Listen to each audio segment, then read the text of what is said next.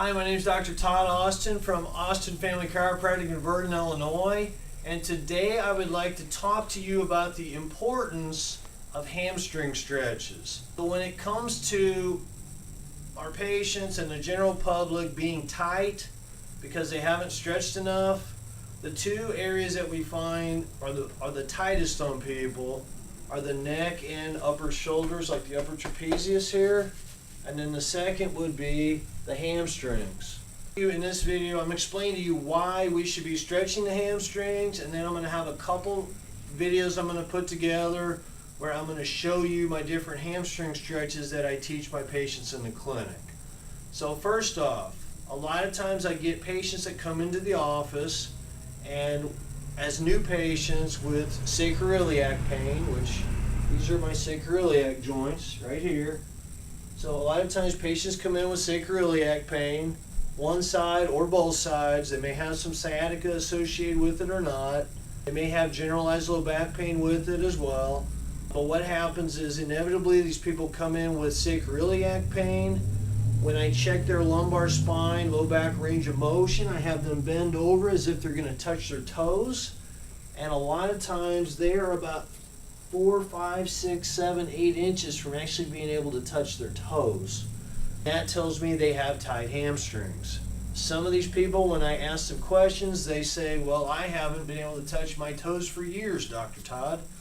And others were able to, but then they got injured and they weren't. So either way, we need to teach these patients to do their hamstring stretches.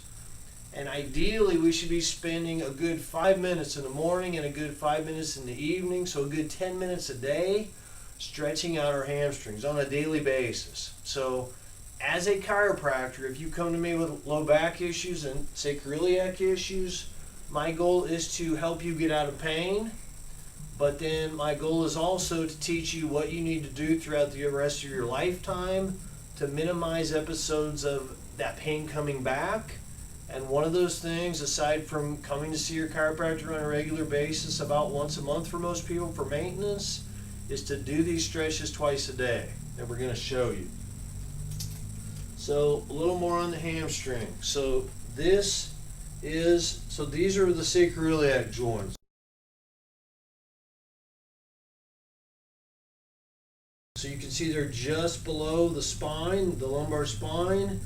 And it's really where the lumbar spine meets the pelvis. So where the sacrum, this triangular shaped bone, meets the pelvic bone, that's where the sacroiliac joints are on each side.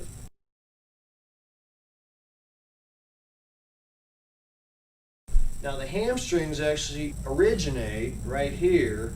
These are called the ischial tuberosities, but the layperson term for those is the sits bone. S-I-T-S, sits bone, because what do we do there? We sit. So if we're sitting, you can see the sits bone is what's contacting your chair or your surface.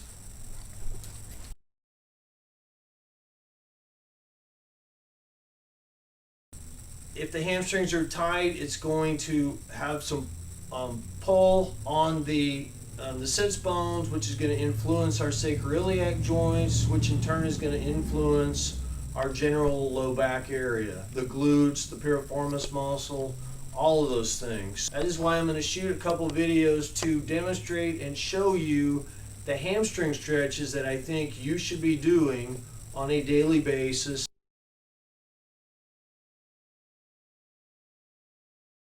And finally, I'm going to end with a disclaimer. Please consult your chiropractor or another healthcare physician to make sure you should be doing those exercises. Because if you shouldn't be doing them or there's any contraindications, we don't want you to hurt yourself. But for the most part, if they clear you to do these are all great exercises for you to do. So watch my future videos on my standing and my seated hamstring stretches. Thank you for watching. Happy stretching and have a terrific day.